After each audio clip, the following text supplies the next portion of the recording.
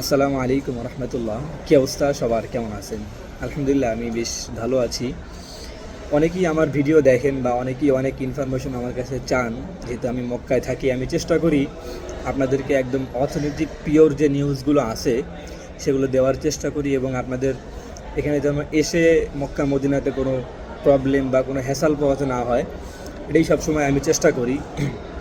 আজকে একটা বিষয় নিয়ে আপনাদেরকে একটু কথা বলতে চাই। সেটা হলো, যারা রমজানে ওমরা করার নিয়াত করেছেন বা রমজানে ওমরাতে আসবেন, তাদের জন্য আসলে কিছু কথা। সেটা হলো, বর্তমানে দেখেন মক্কাতে অনেক বেশি হোটেল ভেঙে ফেলতেছে, বা যেগুলো নর্মাল হোটেল ছিল, যেগুলো নুসুক নাই বা তাসরিয়া নাই, সেগুলো বন্ধ করে ফেলতেছে।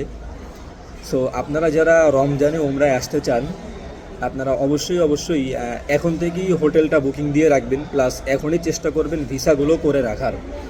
কারণ সাধারণত হয় কি, গত বছর 3-4 রমজানের দিক থেকে ভিসা বন্ধ হয় নাই, বাট পার্সেন্টেজ কমাই দিছে।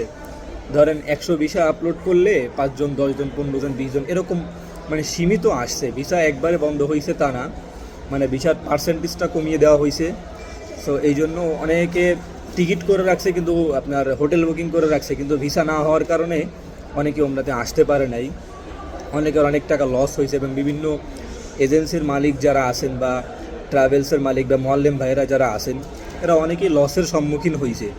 কারণ গ্রুপ টিকিট কেটে রাখলে তো সেগুলো রিফান্ড করতে গেলে অনেক টাকা ড্যামারেজ দিতে হয়।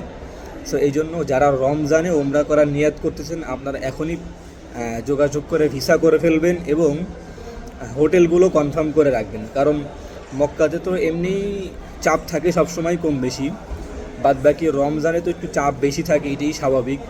আর এই বছর মক্কাতে এবং মদিনাতেও হোটেলের খুব সংকট। মানে যেই হোটেলের দাম ছিল 200 রিয়াল, সেগুলো 400 রিয়াল হয়ে গেছে, তারপরেও হোটেল পাওয়া যাচ্ছে না, এরকম একটা সংকট দেখা দিয়েছে।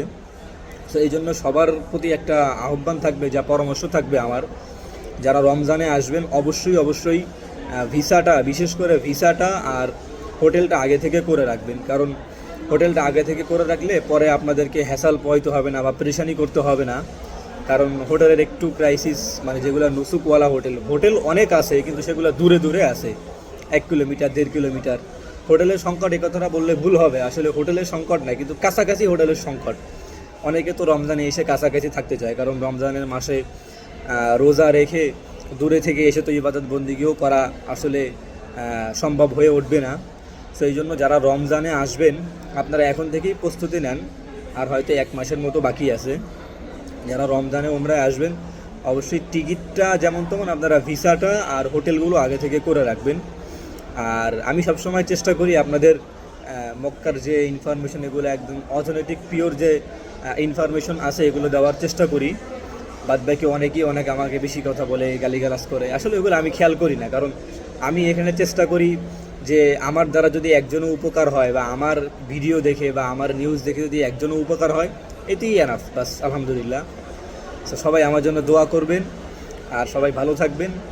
আল্লাহ তালা যারা ওমরায় আসতে পারতেছে না বা হজে আসতে পারতেছে না, আল্লাহ তালা সবাইকে যেন একবার হলেও তার ঘর বাইতুল্লাহ জিয়ারা করার তৌফিক দান করেন। আমিন। আসসালামু আলাইকুম।